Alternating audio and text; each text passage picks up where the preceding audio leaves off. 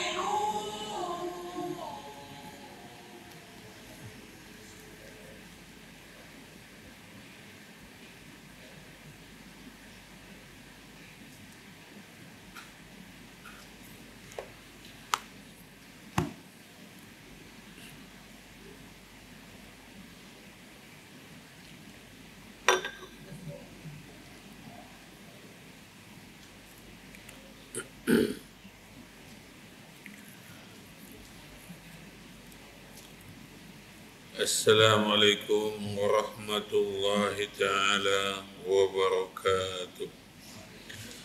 Didoakan semoga kita semua dalam keadaan sihat, dalam keadaan selesa, dalam keadaan bahagia, dalam keadaan diampun oleh Allah Subhanahu wa ta'ala, baik kita maupun seluruh keluarga kita. Na'udzu billahi minasyaitonir rajim.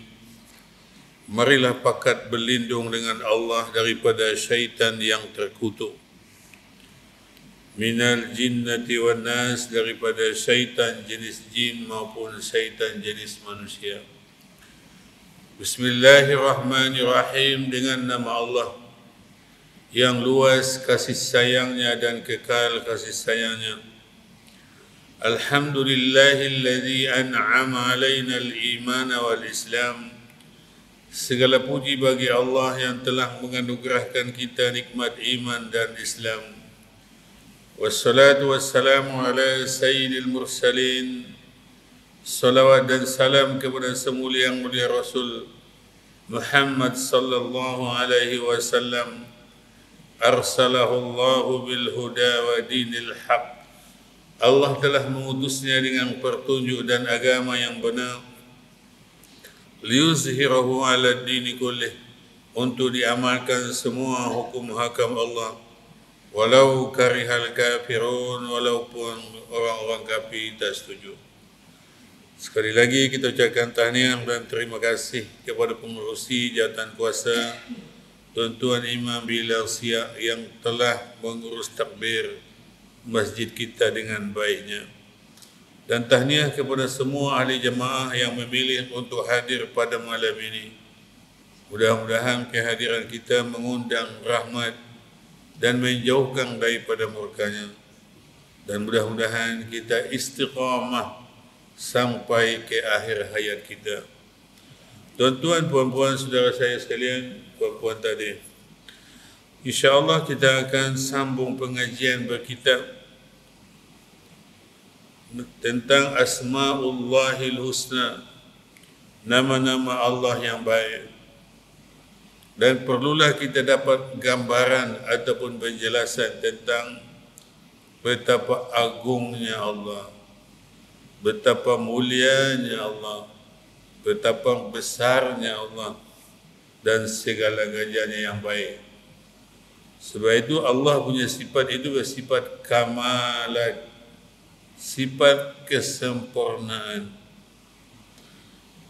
Jadi pada malam ini kita masuk nama yang ke-29 atau iaitu Al-Hakamu. Al-Hakamu Maha menetapkan hukum. Jadi ini masalahnya tuan-tuan. Allah tetapkan hukum tapi hamba Allah tak nak ikut masalah. Masalah kepada siapa? Masalah siapa yang tak nak ikut.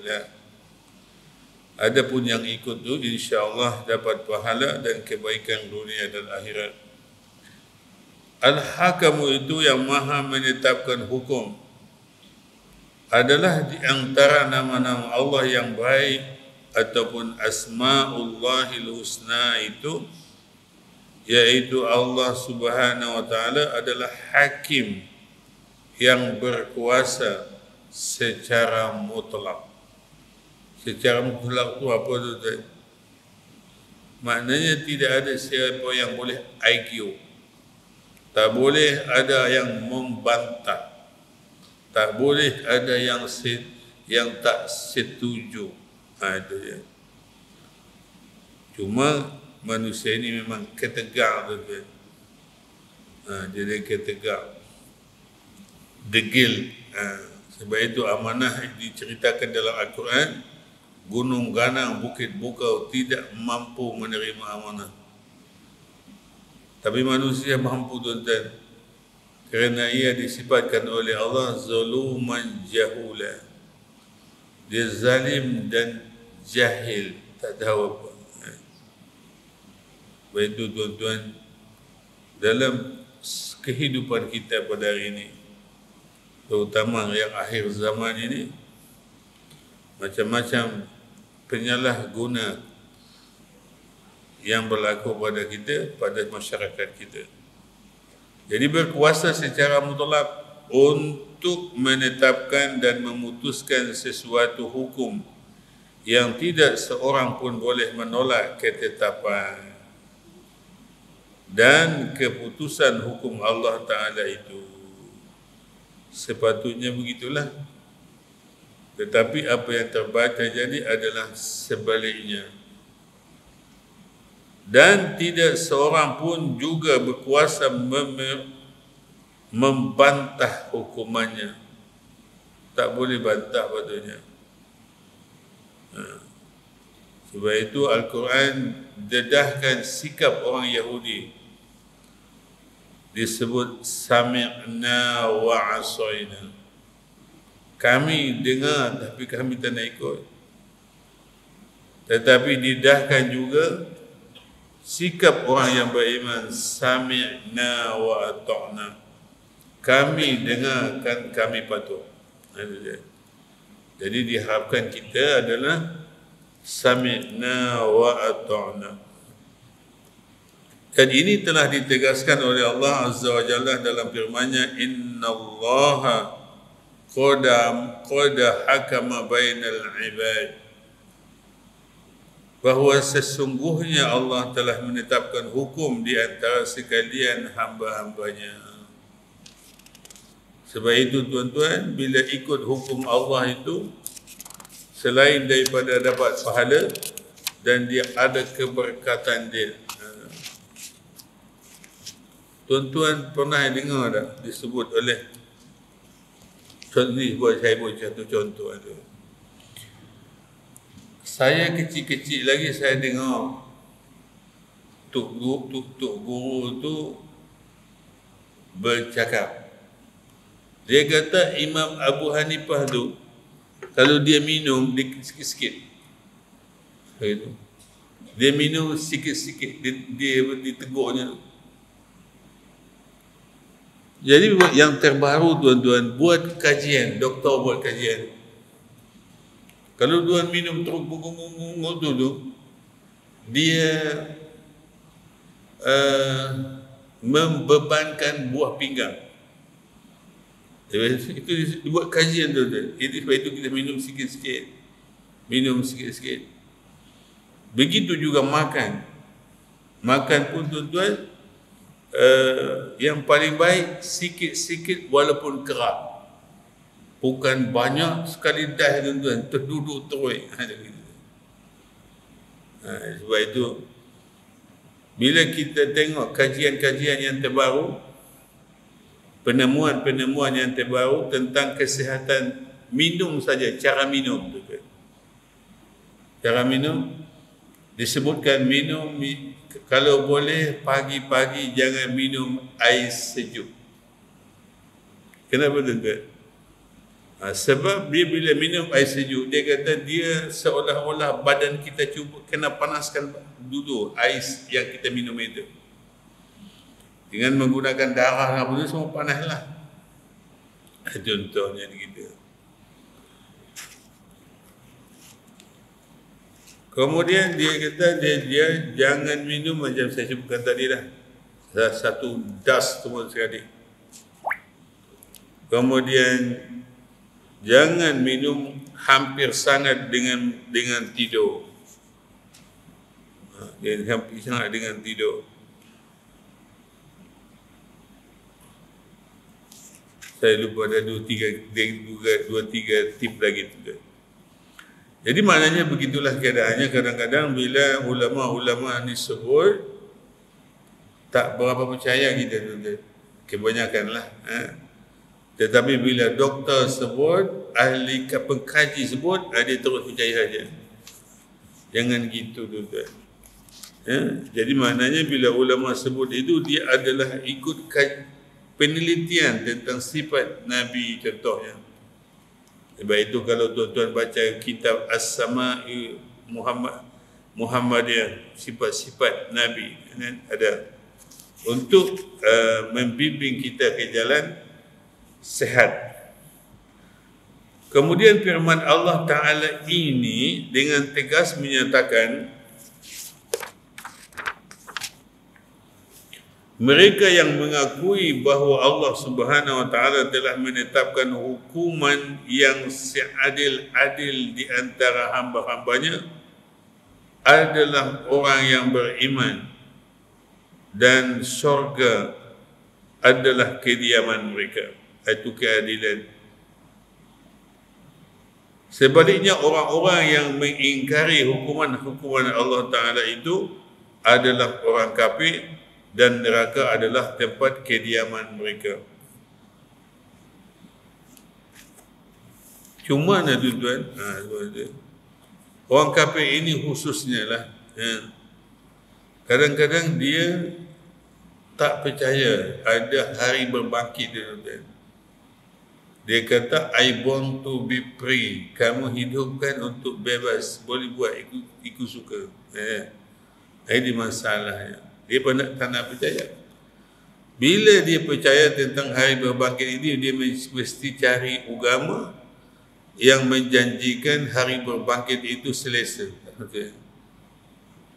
Sebab itu selalu saya bagi ungkapan, tuan-tuan, kalaulah kita mati dalam masa 10 tahun ini, maka berapa ratus tahun lagi atau 1000 tahun lagi untuk tiupan sangkakala yang kedua dan yang pertama, yang kedua, maka dalam keadaan itu sama ada bahagia di dalam kubur itu ataupun tidak. Kalau manusia fikir sehabis-habis fikir, tuan-tuan. Saya pernah dengar penceramah Ustaz Jamah, dia kata, di akhirat nanti kawan kita tu lebih sebut subhanallah sekali berbanding dengan kita. Dia ni katakanlah dia sebut 99 kali subhanallah. Kita sebut 98 kali. Campur tolak semua sekali dalam ketiga indah hidup. Dia merasa benar ruginya, tuan-tuan. Apatah lagi benda-benda yang lain. Allah, itulah masalahnya, tuan-tuan, ya. Tetapi masa kita hidup di dunia ini, dia tidak merasa rugi. Justru itu Allah Ta'ala mengingatkan apa jua perkara yang sabit dengan hukum-hukum agama yang diperselisihkan mereka tentang hukuman. Keputusan hukum itu adalah terserah kepada Allah. Dan Allah adalah hakim yang berkuasa untuk memutuskan dan menetapkan hukum-hukum itu. Baik itu, hukum Allah itu ada dipanggil had-had Allah. Maka di plural dia panggil hududullah. Had-had Allah, hukum-hukum Allah. Tapi ada orang yang dengar hudud pun dia takut. Ada saya pernah dengar satu dialog. Ada satu orang tanya toke Cina tadi. Macam kalau orang curi duit kamu 10,000, apa yang suka kamu buat pada dia? Saya kata saya suka bunuh dia. Gitu. Tapi Islam tak suruh bunuh, hanya potong tangan dia. Tak suruh bunuh. Itu lah ceritanya. Hanya disuruh dalam potong tangan. Tapi Cina tu kata, Tokyo tu kata, saya suka kalau bunuh je. Letih cari duit 10,000, dia berkepahnya. Hari ini pula ada satu scammer. Tuan-tuan pernah kenal ke? Diam-diam bila aku tak kenal pun bagi nasihat pada orang supaya berhati-hati. Kemudian firman Allah Subhanahu wa taala yang lain, wa ma a'udzubillahi minasyaitonir rajim wa ma ikhtalaftum fihi min syai'in fa hukmuhu ila Allah. Kalau inilah yang dilakukan oleh umat manusia, maka Allah janjikan kesenangan, kebahagiaan. Yaitu surah Asy-Syura ayat 10. Dan katakanlah wahai Muhammad kepada pengikut-pengikutmu, yaitu sahabat Nabi, apa juga perkara yang agama kamu berselisih padanya, maka hukum pemutusnya terserah kepada Allah. Maka kita cek Sebab itu dalam mazhab kita Syafi'i, yang pertama kita cek dalam Al-Quran, kemudian tengok dalam hadis, tengok dalam ijma' ulama, tengok dalam istizhab. Istihad itu kembali kepada persoalan asal. Dan yang kelima, tengok perbuatan orang Madinah. Ini dia ada bahasa itu. Jadi oleh sebab itu kita kena mengajilah kan. Cuma saya pernah sebut pada tuan-tuan ingat ke belum? Tak. Ada orang yang komplain, tuan-tuan, kenapa kita kena ambil pendapat ulama, Imam Syafi'i, Maliki, Hambali, Hanafi, kenapa kita ambil pendapat dia? Kita apa tak ambil abstrak terus daripada Al-Quran, daripada hadis? Kenapa tak buat macam tu? Maka di keadaan yang seperti itu ada pernah terjadi di Indonesia. Jadi seorang anak muda, dia kata nak jumpa dengan kiai yang paling besar di Indonesia. Dia cerita dia lah. Saya pernah cerita rasanya. Kiai yang paling besar, maka dia pun jumpa. Dia kata, Tuk Guru tu tanyalah apa hajat. Dia kata, saya ada hajat lah nak bertanya. Kenapa selalu orang sebut sikit-sikit Imam Ghazali, sikit-sikit Imam Syafi'i, sikit-sikit Imam Hambali, Hanafi dan ulama-ulama yang lain? Kenapa tak terus cakap Quran? Dia juga. Kenapa tak terus sebut hadis begini-begini? Oh, itu dia Tuk Guru tu kata, tunggu jap. Tunggu jap, dia pergi ke dapur. Biasalah, isteri dia dah siap teh dan teh panas dengan kuih-kuih tu. Dia pun letak dalam hidang, di teko tu, dalam hidang tu dia letak gelas. Sila untuk guru tu kata pada dia. Dia pun ambil teko tu, dia pun tuang. Jangan tuang lah, dia kata. Apa tu macam mana? Ambil teko tu, terus je lah minum. Mana boleh tuan guru? Apa pasal tak boleh? Panas. Tahu pun tak apa, tahu pun panas.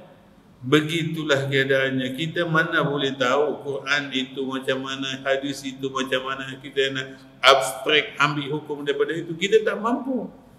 Samalah kamu tak mampu terus minum daripada cerek tu. Kamu kena letak dalam gelas, nak bagi sejuk. Begitulah umpamaannya. Tuan-tuan guru, ulama-ulama ini dia proses hukum itu. Sebab kita tak faham. Jadi dia faham lah tuan. Dia sudah faham kan. Dia pun tak, dia fikir baca Quran tu kemudian ambil hukum daripada itu. Bukan semudah itu. Ya. Sebab hukum ini dia kadang-kadang yang umum dikhususkan. Jadi Quran dia terangkan oleh Quran, Quran diterangkan oleh hadis. Dia contohnya begitu. Kita tak mampu kan. Sebab itu kita zaman ini kita kena baca kitab muktabar ataupun yang ambil kira para ulama. Baik tuan-tuan. Jadi sehubungan dengan ini Allah Subhanahu Wa Taala mengingatkan juga kepada Nabi Muhammad SAW, jangan terperdaya dengan kata-kata dusta syaitan. Syaitan ni dia tuan-tuan tak tidur, tak rehat, tak letih. Sama juga dengan malaikat, tak tidur, tak rehat, tak letih. Sebab itu dikatakan dalam badan kita ini ada akal, ilmu adalah yang membantu akal dan ilmu itu malaikat. Dalam badan kita itu ada nafsu, keinginan, yang membantu nafsu dengan keinginan itu adalah syaitan. Macam itu. Jadi tuan-tuan macam mana? Hari-hari berbelah bagi tuan-tuan. Sebab itu ikut kajian menyebut kita ni timbang, menimbang dalam satu hari itu kurang-kurang 200 perkara. Nak buat tak buat, nak buat tak buat, nak terus berhenti, nak terus berhenti. Begitu. Jadi dan jangan pula menjadi hakim selain daripada Allah Ta'ala. Itu kita tak boleh hukum sendiri-sendiri. Jadi di antara perkara yang sangat jijik pada hari ini, bila dia orang yang tidak cukup ilmu, dia pandai-pandai menghukum.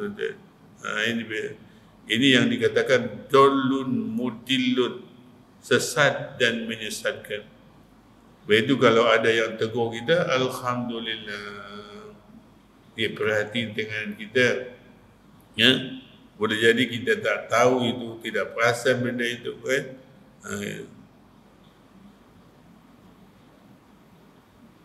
Firman Allah Subhanahu wa taala, afa ghairallahi abtaghi hakaman wa huwa allazi anzala ilaikumul kitaba mufassalan. Surah An'am ayat 114. Katakanlah wahai Muhammad, semua khitab Al-Quran ini kebanyakannya kepada Muhammad, tetapi khitabnya untuk dia, tapi untuk dia punya, untuk kita jugalah. Patutkah aku terpedaya dengan kata-kata dusta syaitan-syaitan itu sehingga aku hendak mencari hakim selain daripada Allah? Tuan-tuanku, kita beritahu bahawa syaitan ini, tuan-tuan, dulu memang dia boleh naik sampai atas langit yang ketujuh. Dia mendengar berita yang akan berlaku. Maka setelah Nabi kita Isra Mi'raj, dia tak boleh dah naik ke langit. Sebab itu dikatakan kalau dulu dia boleh naik 10 yang betul tu, dia akan bohong 9. Satu dia beritahu betul. Dia cakap yang bohong, kita cakap yang betul. Itu dulu dia boleh naik. Sekarang dia dah tak boleh naik, tapi dia kata dia nak tahu juga. Jadi ini, tuan-tuan, di antara kemungkinan syirik manusia ini apabila dia mengikut gerak syaitan itu, mengetahui benda yang belum terjadi lagi. Belum terjadi, kita tak boleh tahu. Kecuali lah satu teori kajian alat moden. Contoh, tuan-tuan, dia mengandung laki ke perempuan, itu ada alat dia, itu pun ramalan yang kuat namanya. Tidak pasti juga, dah lahir baru pasti. Sebab itu ada orang yang katanya perempuan rupanya lahir-lahir laki, sebab dia tak nampak kemaluan laki yang budak tu kecil sangat, dia tak nampak dalam apa tu. Jadi dia kata perempuan. Ada pernah berlaku tu itu, tuan-tuan. Jadi maknanya bila dah lahir baru dah tahu. Itu gitu, tuan-tuan. Jadi apabila, tuan-tuan, kita ni lah, apabila kita ni merasa Allah sahaja yang berkuasa, maka barulah kita sebenarnya selesa. Kalau kita merasa banyak lagi yang berkuasa kepada diri kita, kita pun semput, tuan-tuan. Jadi padahal dialah yang menurunkan kepada kamu kitab Al-Quran yang jelas, nyata kandungannya satu persatu tentang yang benar dan yang salah. Dan tuan-tuan biasa dengar kenyataan Al-Quran, ma faratna fil kitab min syai'. Kami tidak meninggalkan walaupun sedikit ada dalam Quran, tuan-tuan. Cuma kita tidak mengkajilah. Baik itu ada orang buat teka-teki. Dia ayam dulu ke telur dulu? Ayam dulu kan telur dulu. Jadi Allah sebut dalam Quran, Allah menjadikan daripada apa dia? Lupa dia ayat itu.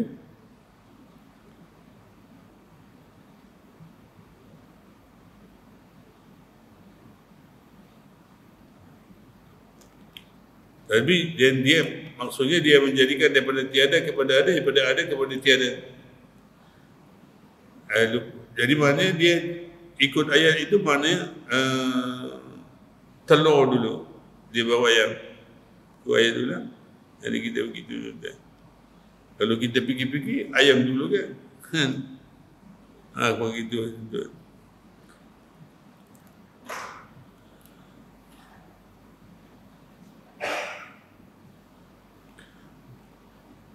Yuhrijul hayya minal mayyiti wa yuhrijul mayyita minal hayy. Allah mengeluarkan yang hidup daripada yang mati. Yang hidup itu ayam, yang mati itu telur ayam. Wa yuhrijul mayyita minal hayy. Kemudian Allah mengeluarkan daripada yang mati daripada yang hidup. Jadi ikut ayat itu, dulu mula-mula Allah cipta telur, bukan ayam. Contoh gitu. Sampai sekecil itu pun dia bagi tahu. Cuma kita jumpa tak jumpa tuan.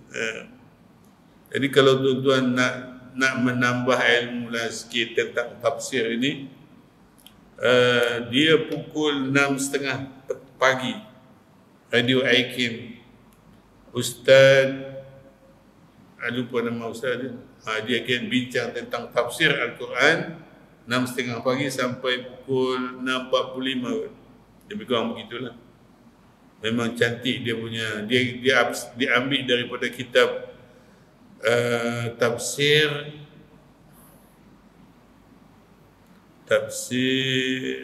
Ibnu Katsir. Jadi setiap pagi dia ada. Kemudian setiap pagi juga ada Ustaz Zamri. Aku tak tahu pukul berapa. 6.30 juga, 6.30 ke pukul 7 lah. Lebih kurang pukul 7. Ustaz Zamri naib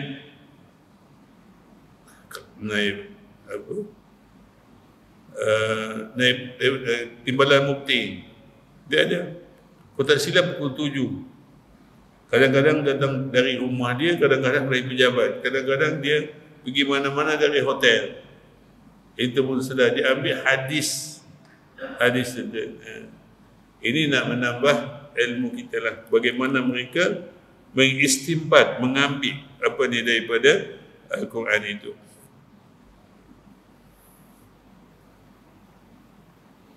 Firman Allah tersebut menjelaskan bahawa Allah Subhanahu Wa Taala adalah hakim yang berkuasa menetapkan dan memutuskan sesuatu perkara atau hukum dan mengadakan peraturan-peraturan yang paling indah. Ada orang bercakap, biasanya yang berlaku antara suami dan isteri itu ada kelemahan suami dan ada kelemahan isteri. Maka bila dicantum keduanya, maka dia jadi kuat. Maka kelemahan suami ditutup oleh kelemahan isteri, kelemahan isteri ditutup oleh kelemahan suami. Itu biasa begitu. Buat satu contoh. Ada satu kawan saya, dia sangat cerewet dengan memakai pakaian. Dia mesti satu suit tu. Setrika pun mesti cantik. Dia lelaki lah. Tetapi isteri dia tak begitu. Dia tidak cerewet lah. Tapi yang paling banyak yang cerewet itu isteri. Kena pakai satu suit lah, kena itulah, kena warna sama dah, kena itu. Tetapi kebanyakan isteri tak kira apa ada je. Tak kisah dia setrika tak tersetrika, dia tak kisah. Itu yang maknanya bila dia dicantumkan, maka cantiklah, kan? Itu. Sememangnya Allah jadikan ada kelemahan, ada kekurangan itu, maka saling menampung satu sama lain. Iaitu yang paling indah dan rapi di dalam penghakiman, di mana ketetapan dan keputusan hukum Allah Ta'ala itu tidak boleh ditolak dan dibantah. Tidak boleh ditolak tentang hukum, tak boleh tolak, dan juga tidak boleh dibantah, tidak akan jumpa kekurangan dia, kelemahan dia. Dan tidak ada bersamanya meluluskan sesuatu hukum itu. Tak adalah teman Allah untuk meluluskan hukum itu, tak ada. Sebab itu Allah Subhanahu Wa Taala yang meluluskannya kalau kita fikir ada yang lain. Ini masalah anda tuan-tuan. Sebab itu kalau tak silap saya bulan lepas saya cerita, Allah jadikan dia cerdik, maka dia rasa dialah cerdik, tidak disandarkan kepada Allah. Ini yang masalah kata. Allah dah jadikan dia cerdik, jadi menjadikan dia tak ketahuan lah kan. Patutnya bukan kita rasa kita cerdik, kita rasa kita dapat anugerah lebih daripada orang. Patutnya begitu. Bukan kita rasa kita, sebab kita tak ada apa-apa pun tu kan. Tak ada apa-apa tu. Jadi macam mana kita nak bina minda kita begitu? Itu kena sentiasa mengingat bahawasanya Allah itu Maha Besar, tidak ada sekutu baginya. Allah itu Maha Besar, tidak ada sekutu baginya. Dalam semua aspek kehidupan kita hanya berusaha, tidak ada kuasa, tak ada kuasa apa-apa. Ada bekas anak murid saya dan Budak Izzuddin, bawah 50 tahun lagi, umur dia, meninggal malam semalam ke bumi tadi. Walhal dia lebih muda pada saya lah, maknanya belum 50 kan. Dia kanser. Ada yang kanser tuan-tuan sembuh terus. Ada sekejap je. Ada sampai lama. Ada.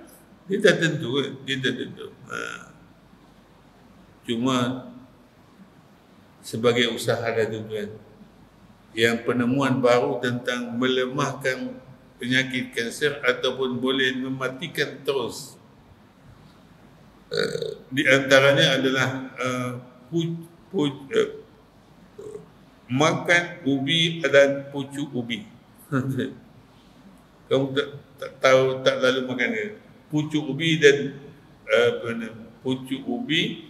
dan ubi. Saya dengan orang rumah Ustaz Mu'tad, dia ada seorang yang satu share dengan saya lah. Memang dia punya makanan tradisional dia, masakannya dia pucuk ubi tumbuk. Pucuk ubi yang ditumbuk dan dia punya campur dengan ikan separuh salai. Separuh, dia bukan salai sampai kering. Dia sampai ini kalau balik kampung, dia itu makanan tradisional. Dia tu pucuk ubi, ada ikan separuh salai tadi, kemudian terung pipit, bunga kantan. Dia tumbuk semua tadi. Ikan tu tak tumbuk lah. Itu cabai lah. Dia bubuh apa nama tu, kunyit dan semua lah, begitu tu. Itu tradisi daripada dia. Tetapi rupanya ada kebaikan dia untuk menghindar sebabnya lah penyakit kanser ataupun melemahkan dia ataupun membunuh terus sekali. Tapi ada ubat yang paling mujarab. Besok tuan boleh buat ubat tu. Saya dengar Ustaz Abdul Samad, ubat paling mujarab tuan-tuan, puasa.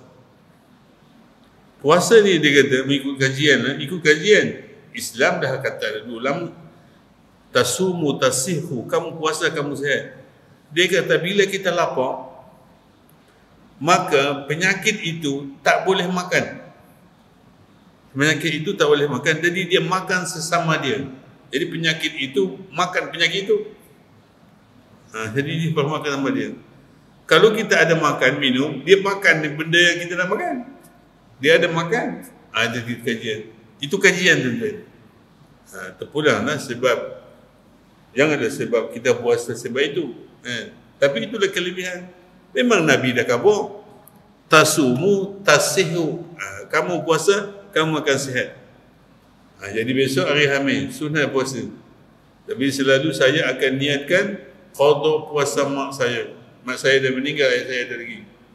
Kemudian sempena dengan hari Khamis, sunat puasa Khamis.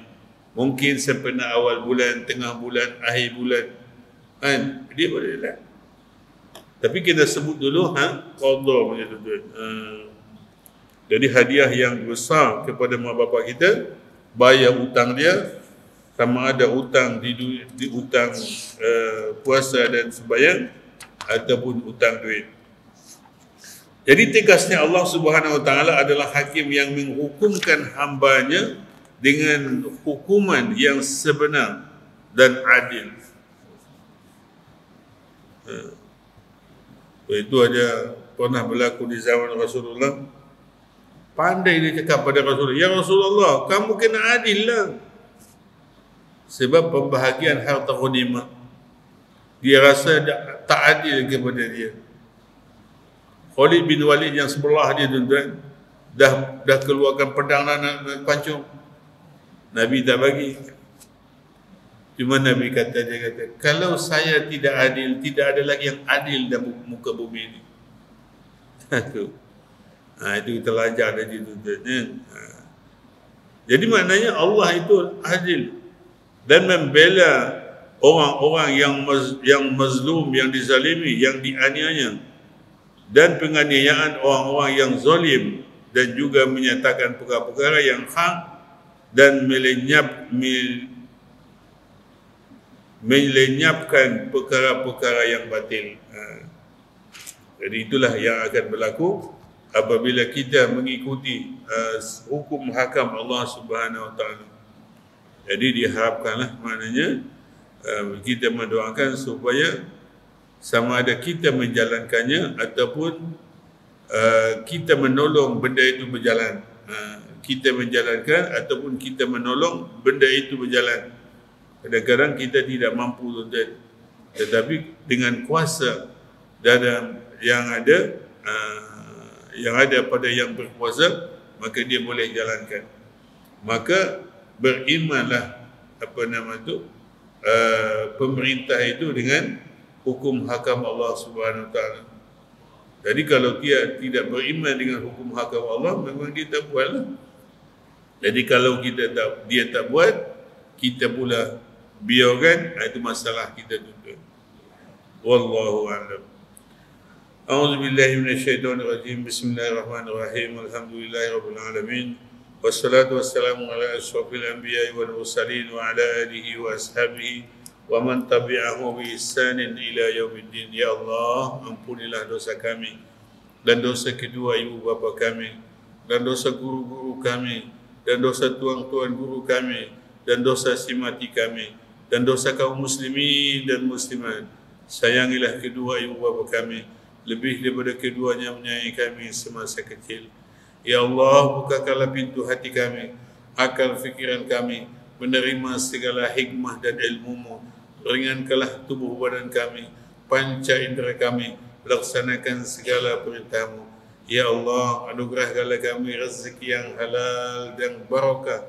Jauhkanlah kami daripada hutang piutang yang menyusahkan. Sallallahu alaihi sayyidina Muhammad wa ala alihi wa sahbihi wa sallam. Walhamdulillahi rabbil alamin.